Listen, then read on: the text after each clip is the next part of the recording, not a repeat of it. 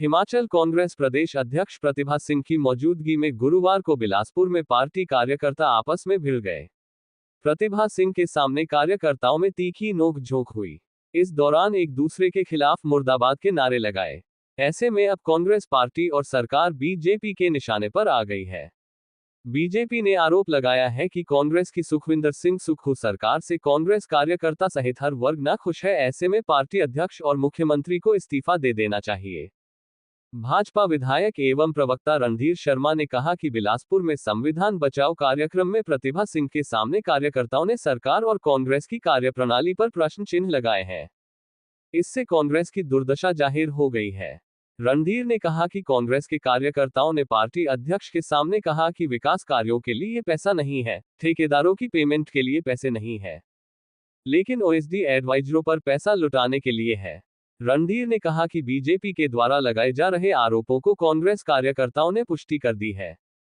CM अपने चुनिंदा मित्रों को एडवाइजर बनाकर पैसा खर्च कर हैं, लेकिन जनहित की योजनाओं के लिए पैसा नहीं है। रणधीर ने आरोप लगाया कि मुख्यमंत्री और मंत्रियों के कार्यालयों के जीर्णोद्धार के लिए पैसा है, लेकिन हिमकेयर जैसी योजनाओं के लिए पैसा नहीं है। प्रतिभा सिंह के सामने कार्यकर्ताओं ने कई आरोप लगाए, यहां तक कि प्रतिभा सिंह ने भी कह दिया कि उनके काम भी नहीं होते हैं। रणधीर ने कहा, जब उनकी सुनी नहीं जा रही तो प्रतिभा पद से चिपकी क्यों है? उन्हें पद की गरिमा के लिए इस्तीफा दे देना चाहिए। पंजाब दस्तक के लिए सुरेंद्र राणा की रिपोर्ट। भारतीय जनता पार्टी के आरोपों को अब कांग्रेस पार्टी के कार्यकर्ता और नेता भी सत्यासिद्ध कर रहे हैं। पिछले कल कांग्रेस पार्टी के संविधान बचाओ कार्यक्रम जो बिलासपुर में संपन्न हुआ और जिसमें अन्य नेताओं सहित कांग्रेस पार्टी की प्रदेश अध्यक्षा उपस्थित थी, उनके सामने जिस तरह से कांग्रेस पार्टी के कार्यकर्ताओं ने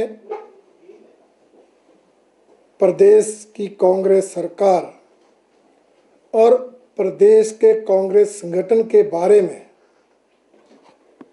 खुलकर आरोप लगाए, सरकार और पार्टी की कार्यप्रणाली पर प्रश्न चिन्ह खड़े किए, वो सारी बातें प्रदेश में कांग्रेस सरकार और कांग्रेस संगठन की दुर्दशा को जग जाहिर करते हैं। उस बैठक में जिस तरह से कांग्रेस कार्यकर्ताओं ने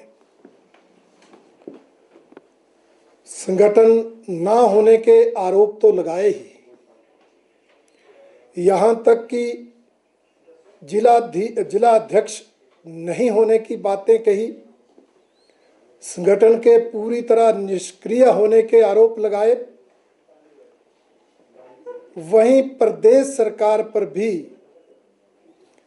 अनेक तरह के आरोप लगाकर सरकार को कटघरे में खड़ा करने का काम किया।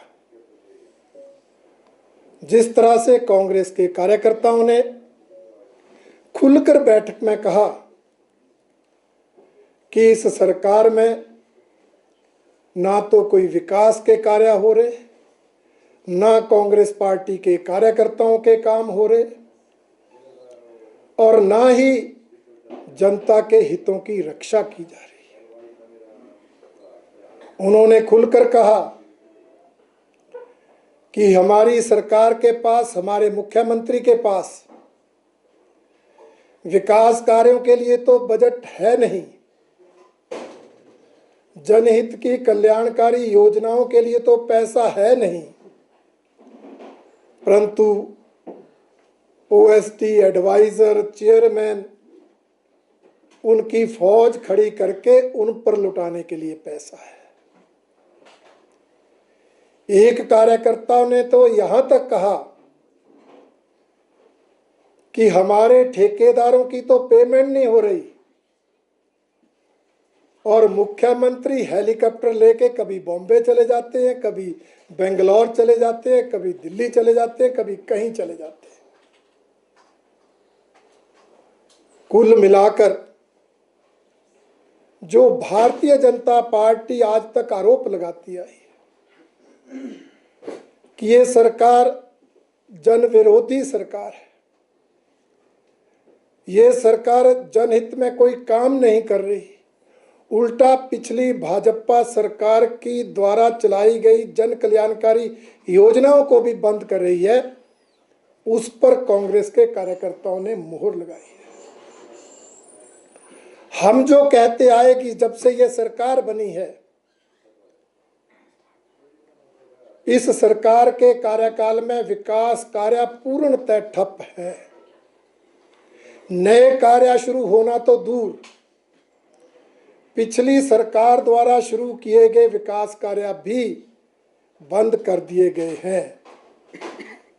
इन आरोपों की पुष्टि भी कांग्रेस के कार्यकर्ताओं ने की है।